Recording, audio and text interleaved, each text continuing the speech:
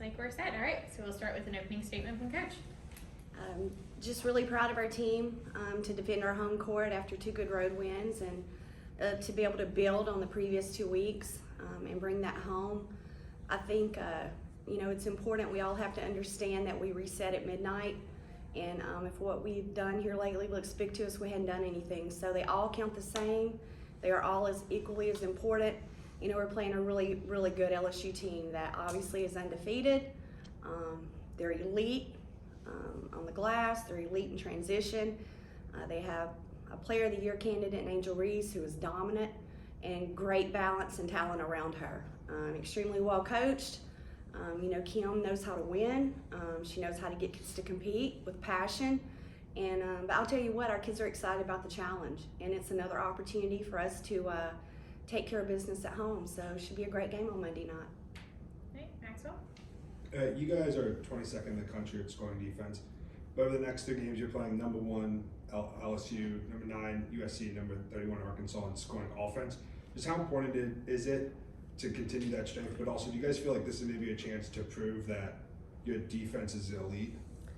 Well, I will say this, we're just focused on LSU first of all. And second of all, we feel like we're a much improved defensive team from the year before. I think going into the offseason and the preseason, they'll tell you that is something that we have really focused and honed in on, that we have to improve, getting one-shot stops, rebounding in defense and finishing plays.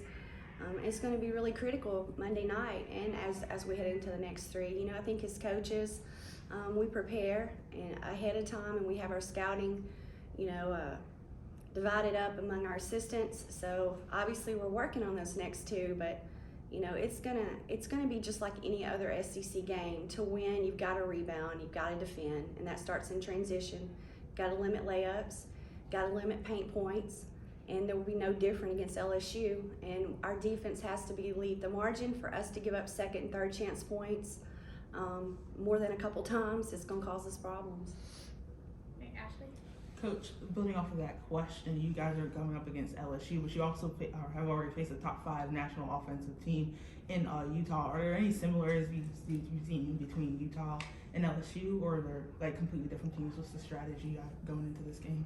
Well, I think, obviously LSU is, extremely talented in transition and on the boards. Well, Utah's extremely talented in transition, and LSU, one of the key factors in why I think they're so much improved from a year ago is because of how well they shoot the 3. So, we've been in situations where we've had to defend in the paint, we've had to defend in transition the 3, we've had to keep the ball in front, we've had to rebound. And we came up short against Utah, so I don't really think that you can compare the 2 of those. They're both really good in their own way, but I think our team understands that, having the opportunity to compete on Monday night in this league is a privilege. We want to go out and play like it. The excitement and the energy around this game will be no different for us than it's been every game we're going to play in the SEC. Okay, Mason.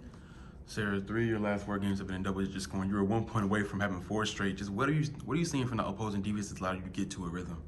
I think it's just like finding my shots and not hesitating and just kind of playing what the defense gives me. But also credits to the coaches just breaking down film for me and kind of showing me what works and what doesn't.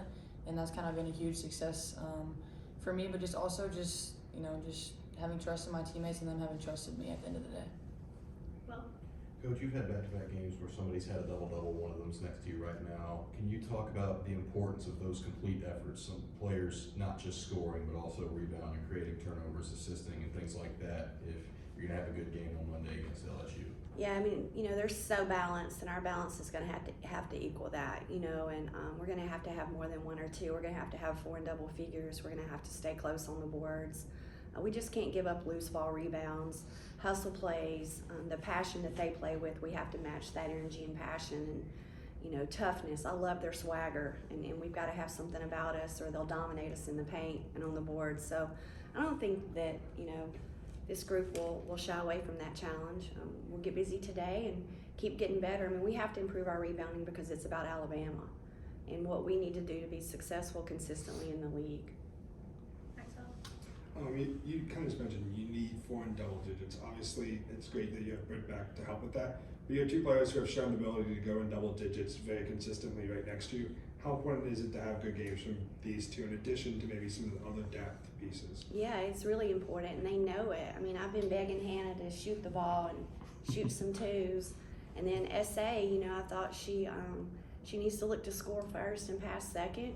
So both for them looking to be more aggressive from an offensive standpoint with their shot to take and to counter what the defense gives them. So it's going to be really important that we just have great balance. I mean, I think we have a number of folks that have stepped up all year long. You know, we're going to have a post presence. That's a concern. And it's going to have to be more than Jada. You know, we have to have great minutes from Gianna and Ryan to come in and support us at the 5. And then SA is going to have to stay out of foul trouble, so I could sit here and go on for a while, but they'll hear all that today and they'll understand. And it's really no different. I mean, I think every SEC game, when you want to win, you have to defend easy baskets. You can't give up layups. You can't give up paint points. And to do that, you got to give them one-shot opportunities and rebound. Stu. You talked about like the opportunity to play the number 3, the privilege in the SEC and all that stuff, but this would be a big game no matter where it happens, but for it to be Monday night at 6 o'clock at home in Coleman Coliseum, I mean, that's a stage that you're looking forward to, and it's a big opportunity. It is. It's a great opportunity. It's a great opportunity for, you know, everyone in town to come out on Monday night and on our campus. I mean, our crowds have really grown.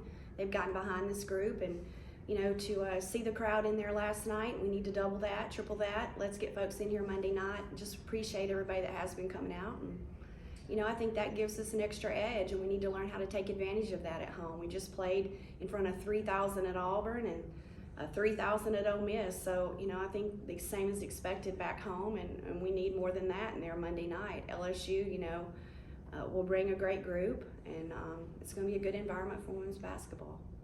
Mason. And another player to kind of keep in mind with LSU is Alexis Morris. She's top 5 in the ACC in assists. Just what are you seeing from film in terms of how she plays and how you know, what do you kind of see from her skills that you've seen on tape? Yeah, obviously she's an elite level playmaker with her ability to shoot the 3, get in the mid-range and play, and also finish at the rim while making things happen for her teammates. She's an elite player in our league. But I think our focus is, as a team, limiting that and just really taking a team defensive approach to be heavy in gaps, to make it tough on her, and to try to slow her down. Ashley. This question's for the players. Just you guys are in a 3-game win streak. Can you just talk about the energy in the room and just the confidence that's been built in the locker room? Yeah, I mean, I think that our confidence has been steady because we know that what we're capable of, but to see it kind of come to fruition in games has been good for us. But again, it's because of that discipline that we've had for 40 minutes in those 3 games, and that's something that we have to continue. Maxwell. When you talk about players, you didn't mention Kyla. I know she sat out last night. Do you have an update with her? Yes, she will be out for the season with a knee injury. Well. Anna, you said in a prior interview that your team has been trying to work on a catch and shoot mentality. Can you talk about that mentality and how important it's going to be on Monday night? For sure. I mean, I think when you think about Britt's ability, SA's ability to drive and get to the rim, people are going to have to help. And as shooters, whether that's me, that's Britt, that's Aaliyah, we have to be shot ready on the catch. We've talked a little bit about when we talk about taking care of the ball, sometimes we're not going to get a better shot than a catch and shoot 3, so we have to be ready to step up and knock those down. Maxwell. Coach, obviously you and Kim come from the Big 12. Just can you talk about, you know, from that league coming to here, what's maybe the difference coming from the Big 12 to the SEC? You know, I think that, you know, obviously both leagues are really good. You know, everybody wants to talk about their league being the best, but I think, you know, night in and night out, when you look at what the SEC's done in this year, you know, it's pretty obvious, you know, across in the depth of our league. It's just a much bigger league as far as the number of teams. You know, in the Big 12, we played each other twice. You know, and obviously, you know, with Oklahoma and Texas coming to the SEC, it just increases, you know, the presence of our league and night in and night out. So, but both leagues are really good. I mean, I enjoyed competing against Kim's Baylor teams in that environment, and you know, worked on the same staff with her for 3 years. So she is really special, you know, was a great example for me as a mother, having 2 children.